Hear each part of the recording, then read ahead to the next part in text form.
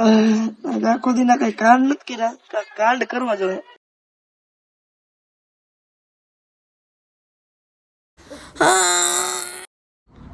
આ બેન હાલ તો આજ મારા રોયાને મારી કાક જરૂર પડી લાગે, આટલી આટલો પ્રેમથી બોલાવે છે તો મને જવા દેતો.